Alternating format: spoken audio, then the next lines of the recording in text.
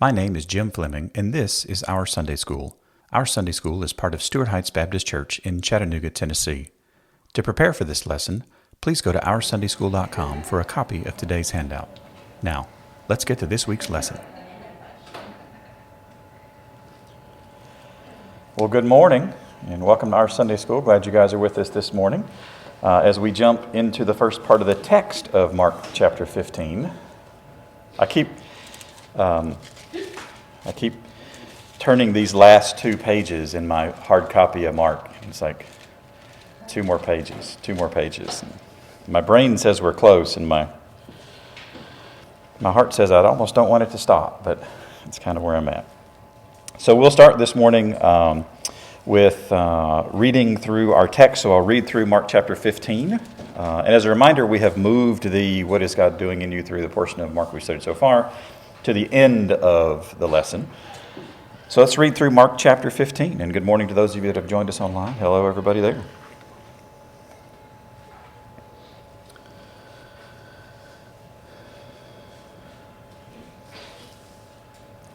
And as soon as it was morning, the chief priests held a consultation with the elders and scribes and the whole council. And they bound Jesus and led him away and delivered him over to Pilate.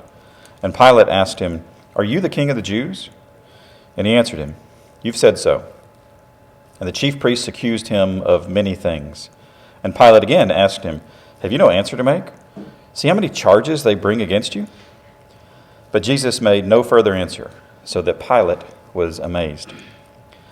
Now at the feast he used to release for them one prisoner for whom they asked. And among the rebels in prison who had committed murder in the insurrection, there was a man called Barabbas. And the crowd came up and began to ask Pilate to do as he usually did for them. And he answered them, saying, "Do you want me to release for you the king of the Jews?" For he perceived that it was out of envy that the chief priests had delivered him up. But the chief priests stirred up the crowd to have him release for them Barabbas instead. And Pilate again said to them, "Then what shall I do with the man you call the king of the Jews?" And they cried out again, "Crucify him." And Pilate said to them, "Why? What evil has he done?" But they shouted all the more, "Crucify him." So Pilate, wishing to satisfy the crowd, released for them Barabbas, and having scourged Jesus, he delivered him to be crucified. And the soldiers led him away inside the palace, that is the governor's headquarters. And they called together the whole battalion. And they clothed him in a purple cloak, and twisting together a crown of thorns, they put it on him. And they began to salute him, "Hail, King of the Jews!" And they were striking his head with a reed and spitting on him and kneeling down in homage to him. When they had mocked him, they stripped him of the purple cloak and put his own clothes on him. And they led him out to crucify him. And they compelled a passerby, Simon of Cyrene, who was coming in from the country, the father of Alexander and Rufus, to carry his cross. And they brought him to the place called Golgotha, which means place of a skull. And they offered him wine mixed with myrrh, but he did not take it. And they crucified him and divided his garments among them, casting lots for them to decide what each should take. And it was the third hour when they crucified him. And the inscription of the charge against him read, "The King of the Jews." And with him they crucified two robbers, one on his right and one on his left. And those who passed by derided him, wagging their heads and saying, "Aha! You who would destroy the temple and rebuild it in 3 days, save yourself and come down from the cross." So also the chief priests with the scribes mocked him to one another, saying, "He saved others. He cannot save himself. Let the Christ, the King of Israel, come down now from the cross that we may see and believe." Those who were crucified with him also reviled him. And when the 6th hour had come, there was darkness over the whole land until the 9th hour. And at the 9th hour, Jesus cried with a loud voice, "Eloi, Eloi, lema sabachthani," which means, my God, why have you forsaken me?" And some of the bystanders, hearing it, said, "Behold, he is calling for Elijah." And someone ran and filled a sponge with sour wine and put it on a reed and gave it to him to drink, saying, "Wait, let us see whether Elijah will come to take him down." And Jesus uttered a loud cry and breathed his last. And the curtain of the temple was torn in two from top to bottom.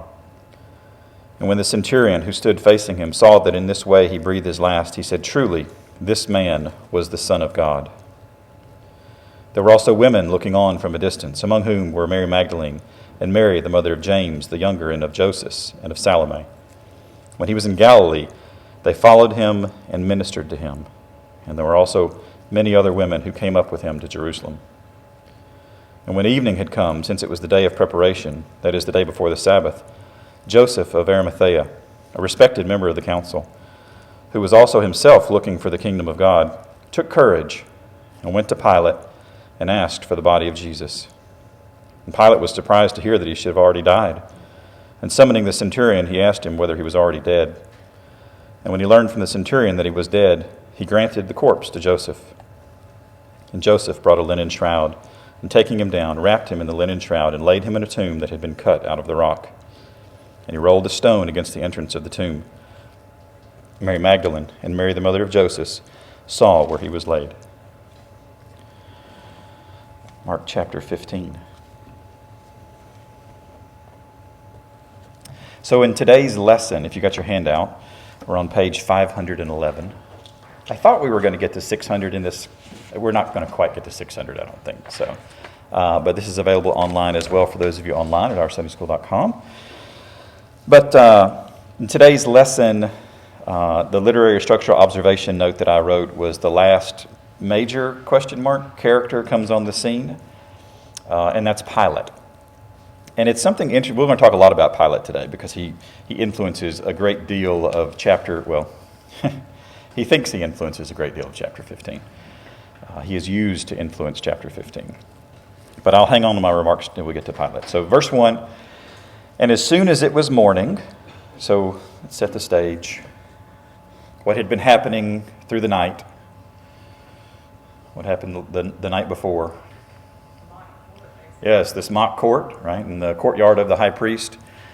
So at Caiaphas' house, they got the Sanhedrin together and decided that they were going to go and try to have Jesus executed. Now, the problem with their plan was that at this point in Israel's history, Israel wasn't in charge.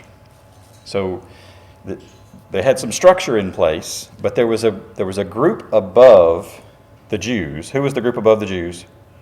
Rome. So Rome was in charge. So the Jewish religious elite had to go get permission from the people who were actually in charge, which is, if you read all through Mark's gospel, I did this week, with the lens of the people who act like they are in charge are not, it's even sadder than it was originally, right? Because it's not who was in charge. So they've got to go get permission from Pilate to actually have Jesus executed because they didn't have the authority to do it themselves. So as soon as it was morning, this is daybreak, the chief priests held consultation. Now, the only other time this word consultation is used is in Mark 3:6. So flip back over there for just a second. Mark chapter 3, verse 6.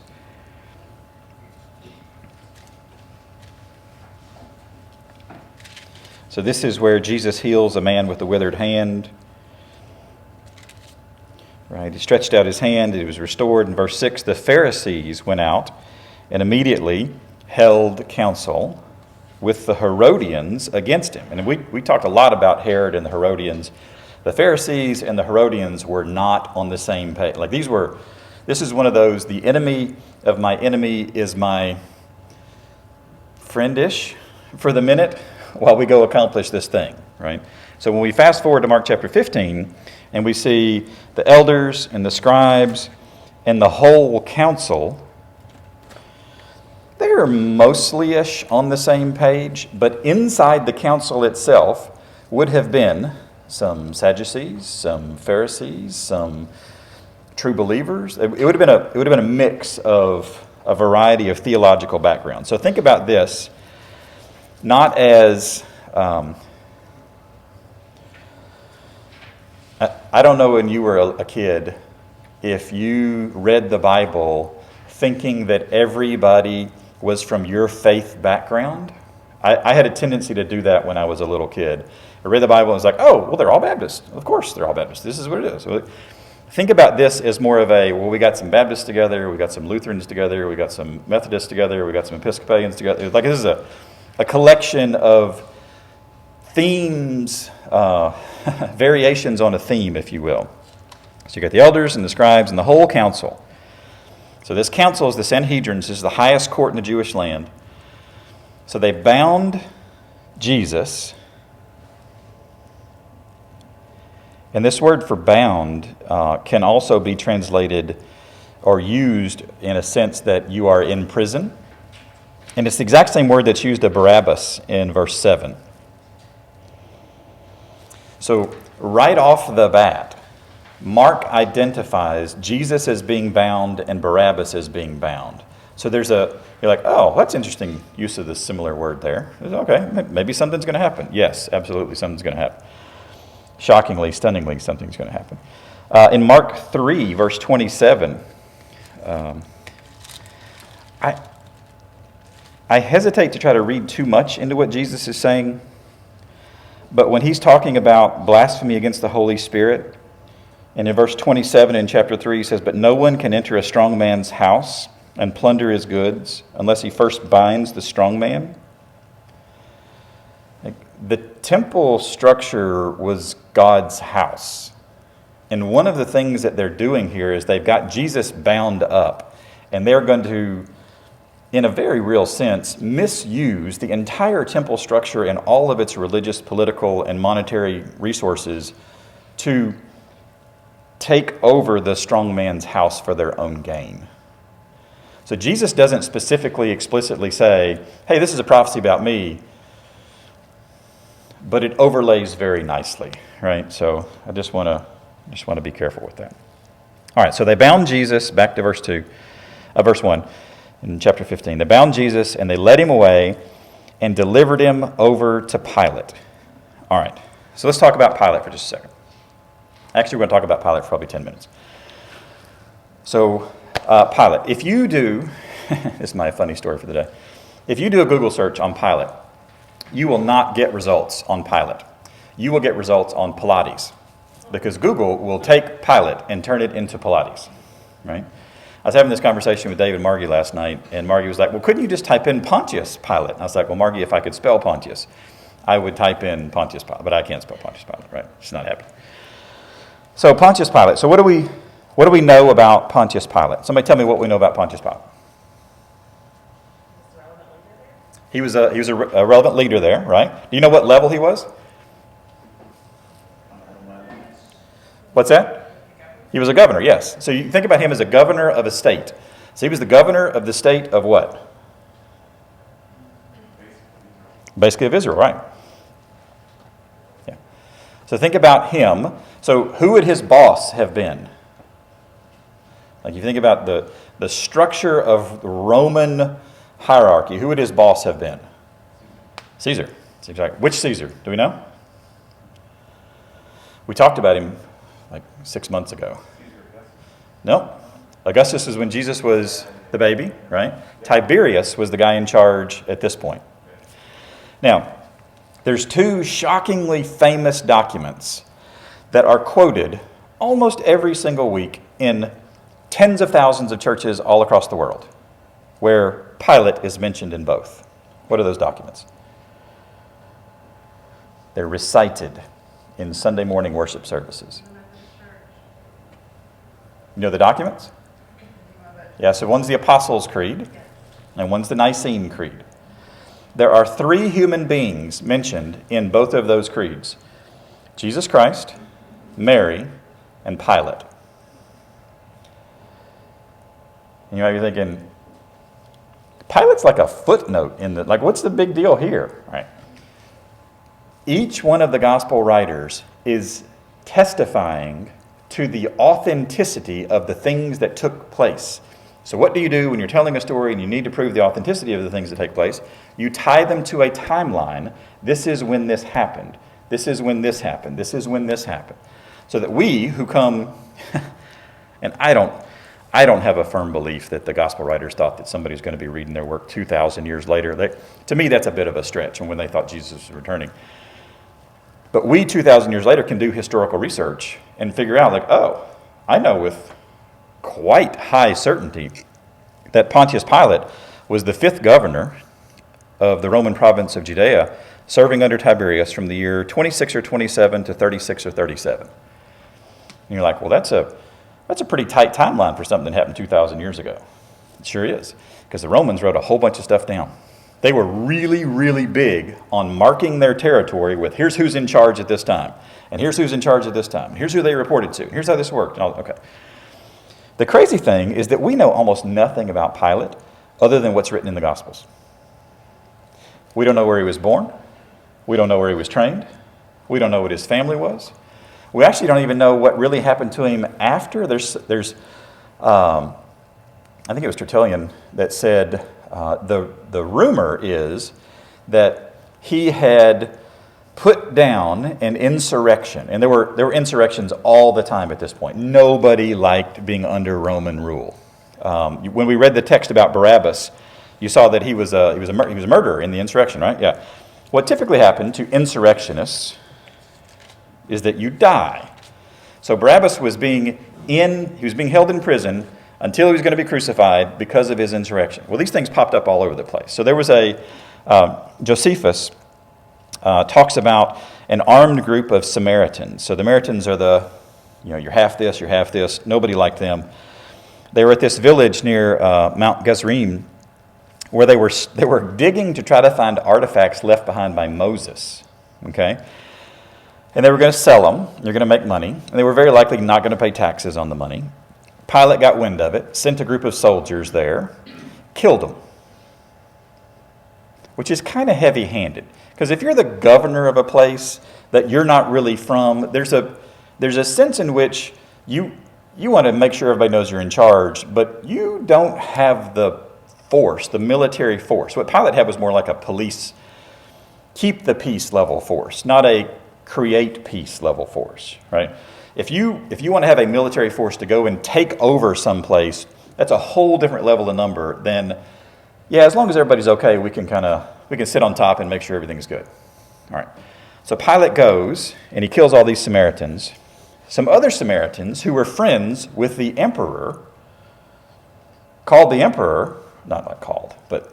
touch with the emperor and said, hey, Pilate's gone rogue here. The emperor calls Pilate back to Rome. Now, this is not a good sign for your political career, right? This is not going to be good. The problem was that the journey and the news from Rome to Jerusalem, to get there, to pack everything up, to head back, the emperor died before Pilate gets back. You're like, well, fortunate for Pilate right there, right? We have no other historical reference whatsoever to Pilate. Now, the crazy thing that happened when emperors changed, the new emperor never wanted to deal with the old emperor's garbage. Like I don't care what you did, you're done, you're forgiven, it's fine. Virtually every historian and theologian believes that Pilate, when he got to Rome, the new emperor went, I don't care about you, right? Just go do whatever. And he likely went and retired, and that was the end of Pilate. So I say all that to say this. This guy, who we know shockingly little about outside the Gospels, ends up playing a really significant part in the actual Gospel story itself. And we still say something that he said in Matthew's Gospel. Well, I'm going to wash my hands of this. That's like Pilate said that first and documented it. And it's like, oh, well, that's where that came from. Yes, that's exactly where that came from. So this is a little bit about Pilate. Now, one more thing that I learned about Pilate this week that I didn't know before. As governor, Pilate had the right to appoint the high priest. Anybody ever heard that before? I dug in on this pretty deep. Multiple sources confirmed that this is the governor's role, was to appoint the religious leader over a territory.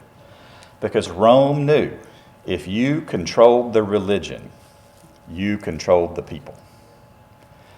So Caiaphas was Pilate's guy for basically the 10 years, which was way longer than you're supposed to serve as high priest. He was Pilate's guy for 10 years. When Pilate gets sucked out, Caiaphas' reign ends as high priest. New high priest comes in. Things change, actually for the worst. It doesn't get better. It gets more corrupt. So something interesting to know there.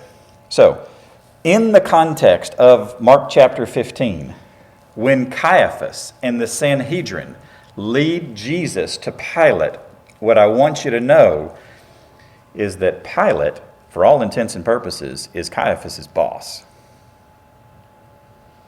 So keep this in the back of your mind as we walk through the rest of this story. So, like, the level of political wonkiness in the gospel is just like, what in the world? This is crazy. All right, so they led Jesus away and delivered him over to Pilate. Now, I want you to look at where Pilate's name shows up in Mark's gospel. Where does Pilate's name show up in Mark's gospel? 15, 1, 2, 4, 5, 9, 12, 14, 15, 43, 44. Only and exclusively in chapter 15. This is Pilate's part that he is playing, right there at the very end. All right. Now, does Pilate show up anywhere else in the Gospels? Yes, he shows up in basically all of Matthew chapter 27. He shows up in Luke 3. It's just kind of an odd little reference. I'll read this one to you. This is John the Baptist. In the 15th year of the reign of Tiberius Caesar, so we're pegging a date here, Pontius Pilate being governor of Judea and Herod being tetrarch of Galilee. We're going to get into Herod and Pilate's relationship here in a little bit, in a couple of weeks. It was, foreshadowing, it was not good. Like, it was shockingly not good. But they pull a Pharisee, Herodian, let's get together, hate on Jesus, this makes everybody happy, and we'll be okay. They actually become friends after the instance of Jesus. And then Luke 13:1. Everybody flip over to Luke 13:1 for just a second. This is one of the most curious, odd verses in all of Luke's gospel. Because Luke gives no context for it. He just expects everybody to understand it and know what he's talking about.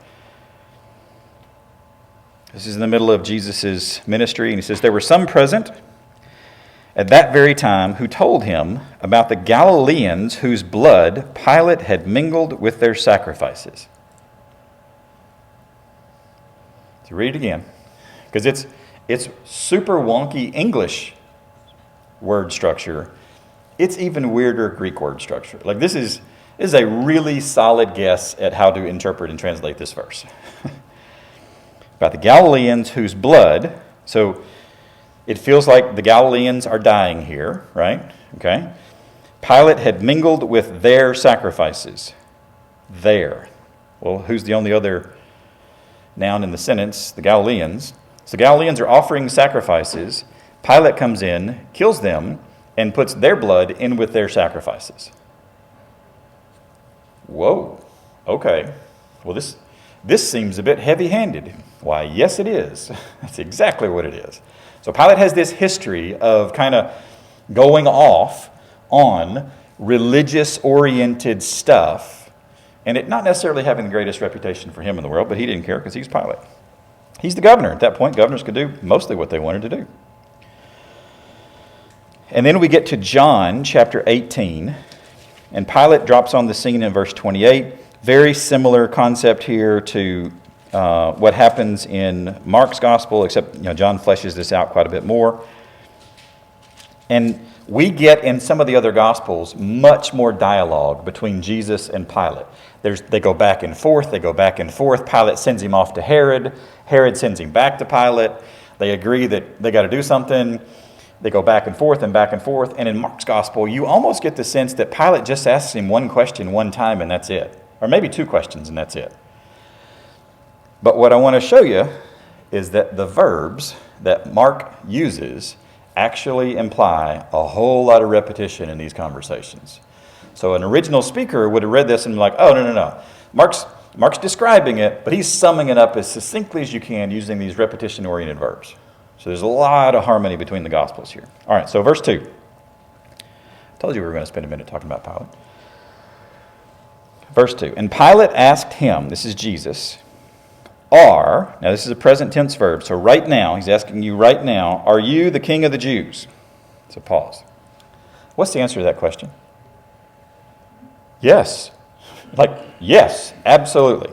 Absolutely. All right, so are you the king of the Jews? And he, Jesus, answered him, 2 words. You said. You said it. Yep, you said it. Okay, verse 3. And the chief priests accused, which seems to be like their only thing that they did. The chief priests accused, and this is a plural imperfect. This is group repeated activity. And back in chapter 3, verse 2, these people were accusing Jesus as well. This is their fundamental job, is to accuse the Messiah. Their fundamental job was to recognize and identify the Messiah. What they actually ended up doing was accusing him. So they accused him of many things. The Greek is actually, they just accused him of much. And Pilate again asked, and here's the word, he asked in the imperfect tense. So he's repeatedly asking him questions here. Saying, and the word saying is not in the ESV, but it is in a lot of other translations, and the word saying is a present active participle, which means on multiple occasions he repeatedly asked. So you got this doubling up of this repetition when you go like, oh wow, this was not a 30-second conversation. No. This would have taken quite some time to go this. Now the ESV has added a couple of words here, the words have and you. What Pilate's actually saying is no answer, none. And so back when we were in the courtyard and the high priest was questioning Jesus, do you remember the high priest repeatedly asked Jesus, no answer, nothing, no answer, nothing, no answer, nothing? And there's this similarity in the speech patterns between the high priest and Pilate, who would have had shockingly different educational and life experiences. But at this point, they are both, no answer, nothing. So all these accusations, and Pilate goes on, see, look, how many charges they bring against you. And what would Pilate have expected Jesus to do at this point? Like if you're the governor and you have the authority to immediately at this point pronounce sentence that this person goes out and is crucified, or pronounce sentence and this person is going out and is freed, what would you expect if you're the governor, the prisoner, to do? Yeah, plead your case, man. I mean, like what? Silence is not helping you.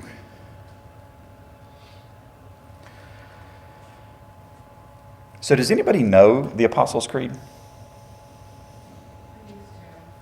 Like a hot minute ago, right? Yeah.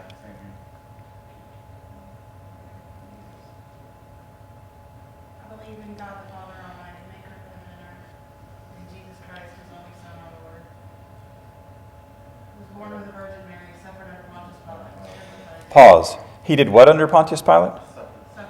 Suffered under Pontius Pilate. Why do we say that he suffered under Pontius Pilate? Pontius Pilate's the one who is actually responsible for The verdict of guilty. Pilate declared him guilty and said, you're going to be, like he implemented the actual decree that's going to result in Jesus' death. But I want to challenge the Apostles' Creed for just a second. Like, whoa. Yes, Dave? Because, like, by Jesus not giving any testimony, by not pleading his case, he basically made it so that Pontius Pilate had to That's right. answer the accusation. That's right. So therefore, almost absolving Pilate of the responsibility for it, and Jesus, again, taking it all on himself. Yeah, the weak leader Pilate would have seen no other card to play. Right? I've got to appease the crowd. I've got to appease the people that I've put in place to run the religious elite. I've got to this is I have no choice. I can hear Pilate's thoughts right now. I have no choice. And the answer is you always have a choice. In every situation, in every scenario, you always have a choice. Yes, I saw Bethany, and then we'll come to Matt. He'd also have to keep up with his reputation of Oh, yes. stopping insurrection. Absolutely. You got to keep up the reputation of stopping insurrection, because The religious leaders thought Jesus was going to mount an insurrection and overthrow them. Like, whoa, this is a challenge. Yes, ma'am? Very quickly, one is Jesus was fulfilling prophecy by not answering. Jesus was fulfilling prophecy by not answering. Absolutely, exactly was. And then two, when you look at Pilate's role and the high priest's role, they're working in opposite means, and that Pilate was trying to just pull him to say, I'm innocent. Yep. Whereas the crowd is like, "Arr." But the high priest, and he's trying to please the crowd. That's the main thing. There you go. The crowd is Who- a huge part of all of this. Is So there the another- high priests are stirring them up. Yes. Is there another leader in Mark's gospel who was just trying to please the crowd and was worried what everybody thought about him? Herod. Yeah. Every leader mentioned in the gospels other than Jesus does not come off looking well. They come off looking incredibly weak, right? Every one. Like, there's no exception. It's ridiculous how weak they are. And I think part of what the Gospels are doing is they're contrasting, this is what real leadership looks like, and this is what fake, false leadership looks like. And it's really, really scary. So I'm going to come back to the Apostles' Creed. He did what under Pontius Pilate? Suffered. If Jesus had made a defense for himself, which he could have, and it felt like Pilate wanted to get him out of this, because Pilate couldn't find anything wrong. He literally washes his hands in front of the crowd in one of the other Gospels, in Matthew's Gospel. Like, his guilt's on you. And they're like, his guilt, his blood is on us and our children. Which was already true. They didn't have to say that. It's also on us. So let's make sure we are not anti-Semitic in this. We're like, the Jews, no. This is really, really bad theology. If Jesus had defended himself and gotten out of crucifixion, he would then have not fulfilled the Father's plan. He didn't just suffer under Pontius Pilate. He suffered for Pontius Pilate. And this is, to me, one of these crazy, amazing things. Like we think about and ask this question about, well, how could Jesus have loved Judas for so many years and had him with him? And not, because he knew he's going to betray him. He's Jesus. That's right. That's what he does. Jesus loved Caiaphas, and Jesus loved Pilate. And he died for them just as much as he died for me and you. Which is just, I almost changed this whole lesson today. I didn't have time. This was my thought when my head hit my pillow last night, was how much Jesus loved Pilate. Because he could have truly and deeply embarrassed him here. He didn't. He didn't, because Pilate had a part to play. And remember, Jesus is still in charge of the timeline. So, Pilate is so stunned, he is gobsmacked at this, that we get verse 5. But Jesus made no further answer, so that Pilate was amazed. And this word, amazed, is actually translated as marveled multiple times in 5:20, 6:6, 12:17. This is Jesus teaches something and the crowd marvels. They're like, whoa, we've never heard anything like that. It's crazy. Well, he's the Son of God. And then it's used one more time in Mark's Gospel, in Mark 15:44, when the centurion reports back that Jesus was already dead. Pilate marvels. So let's do our application and personalization. All right, application number 1, every person plays a part. You've got a part, I've got a part, Pilate had a part, Caiaphas had a part. Every person plays a part. What do we do with that? Well, how about we play our parts for Jesus, not against him? Play our parts for Jesus, not against him. Because we will have opportunity, make no mistake, we will have opportunity to either verbally attest to the fact that we follow Jesus or verbally deny the fact that we follow Jesus. We do this every single day with how we show up, the fruits of the Spirit in our lives or lack thereof. And then application number 2, power isn't always obvious. Because in this setting, you've got Caiaphas, the whole Sanhedrin, all these other folks around. They're shouting, they're stirring up the crowd. You've got Pilate who thinks he's really in charge. And the King of Kings and the Lord of Lords allowing it all to happen. And the power dynamic and the power structure looks like everything is stacked against Jesus, and the reality is he's got all the power. Like, the only reason Pilate's atoms were not springing apart was Jesus Christ in that moment was holding them together. Like, dude, I'm why you literally exist right now. And this is what you're coming at me with, right? All right, so what do we do with that? So application number 2, power isn't always obvious. What do we do with that? Know who it is all about. And my W in who is capitalized there. Know who it is all about. Because I promise you, it is not all about Pilate. As much as Pilate, with the show of the washing of the hands, wanted to make it about him, it wasn't about Pilate.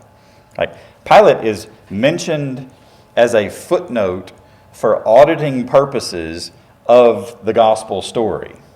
He is not the point of the gospel story. So, with all of that, what is God doing in you through his word from the portion of Mark we have studied so far?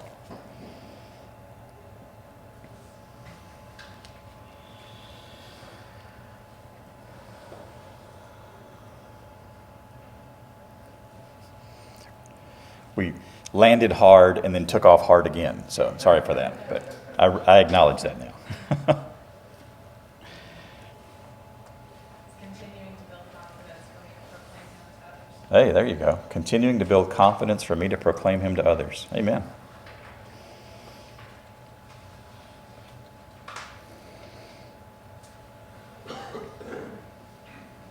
So does the Pilate reference scratch the auditor itch? It does. Yeah? Awesome. I just think it's incredible that we have records from that long ago. Like just like we're watching Dope Sick right now on Hulu, and the lawyers are trying to figure out from the Sackler family who knew what and when they knew it, and the emails back and forth, and it was like, this is just impossible. Oh my goodness, it's so difficult. And I'm thinking, we're trying to figure out stuff 2,000 years ago, not 2 years ago or 10 years. I mean, this is just shockingly impressive, the volume of testimonies that we have from this time period. It's just utterly unbelievable. All right, anybody else? What is God doing in you through his word from the portion of Mark we've studied so far?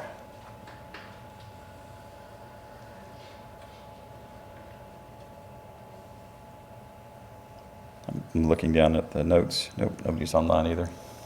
Did I stop you, Miss Amy? Oh, okay, cool. I do these big, deep breaths sometimes because I hate the mask too. So there's that. All right, so next week, Lord willing, we'll start with Mark 15, verse 6.